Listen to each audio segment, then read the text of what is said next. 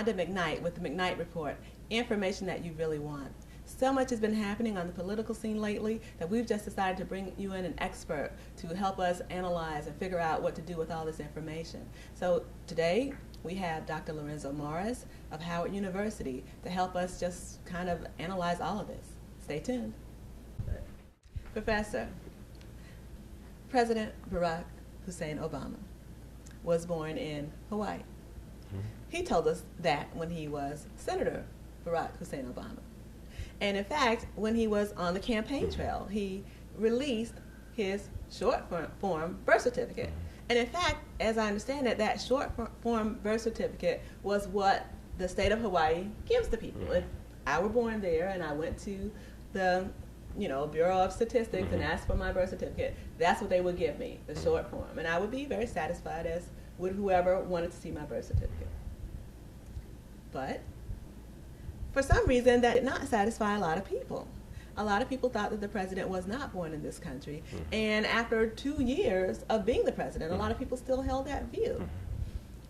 Last week, the president released his long-form birth certificate that had all the information, all the dots and details about where he was born, how he was born, who he was born to. What do you think of that? Well, many people can look at him and say he can't be a real American president. And I think a lot of that comes from the observation that go with a prejudgment, and we call it prejudice for short, that he doesn't quite fit what they think of as an American president. But I have another problem with the release of the long form, which is I don't think he should have released it. I think Donald Trump and those people need something to do, something to fill their time with. It's hard to find people who are so opaque, so resistant to information, to run for president and keep down the opposition. Now, many people say that getting rid of the Trumps and the birthers would be good because it would make for realistic Republican opponents. It doesn't necessarily follow, because we see a lot of them pandering to people who say other outrageous things when they're not talking about the birther issue. But the birther issue has become a marker for what goes beyond the pale, but for people who will nevertheless remain within the competitive political arena. Well, you're right, because remember when Senator Kerry, they fabricated this whole business about he didn't serve in the military. So what is that? Well, I think that with Kerry's case, he should have objected vigorously, and allies should have objected vigorously of him to get rid of it, because that was something that was harder to demonstrate, and it was a political act.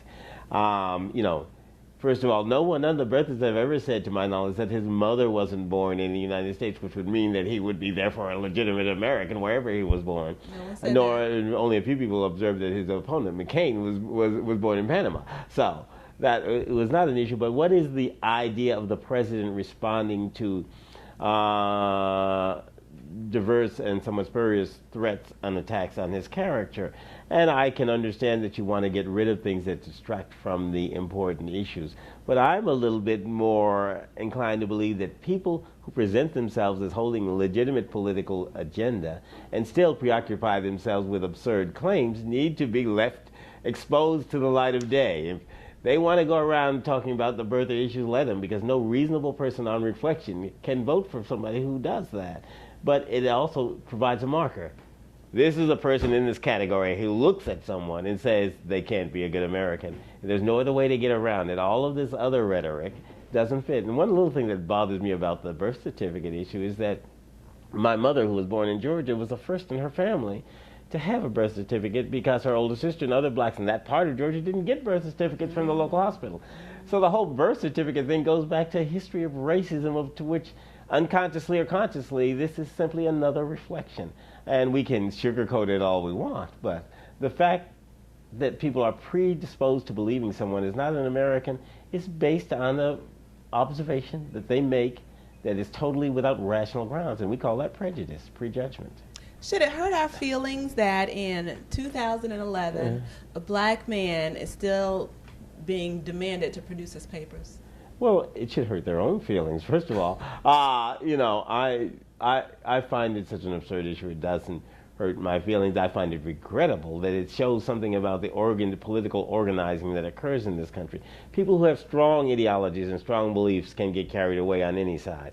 And many of the right wing who have contributed to the birther issues have such strong beliefs. And I might be more respectful of their beliefs if they didn't have these absurd components. But one of the ways that can tell me when they've gone too far, from which I can tell if they've gone too far, if they're really at the margins of reasonable political debate, is a symbolic issue, and symbolic in terms of its substantive value, like the birth certificate issue. And it is sad only because it shows some of the extremes of extreme right-wing politics. It is less sad when we think of it as being a viable claim. Now, many people think it's a real threat to the Obama administration. I don't think so. It's simply a threat to those on the right who want to raise credible campaign attacks against him. Do you care to give any comment on the whole idea that now the president needs to show his college and law school transcript? I would dread to see Bush's college and law school transcript. I mean, I don't even want it. I think it would be, and I'm sure that his is quite impressive. Someone said that, I think it was Trump, that he was an affirmative action admittee to Harvard Law School. That would be great. It would be further proof, as the Harvard Law president said of others, that affirmative action people do well, and nor has Obama said he was or he wasn't.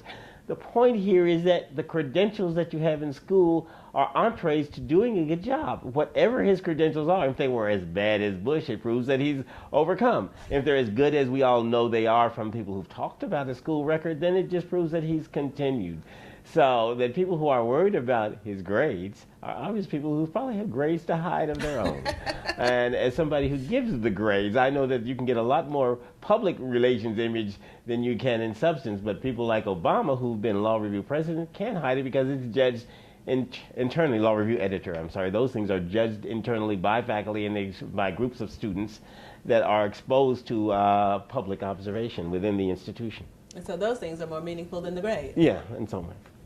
On that note, information you really want. This has been Wanda McKnight with the McKnight Report, having a very lively discussion with Professor Morris. Thank you so much for helping us to try to make some sense of everything that's been happening this week. Thank you for having me. Thank you.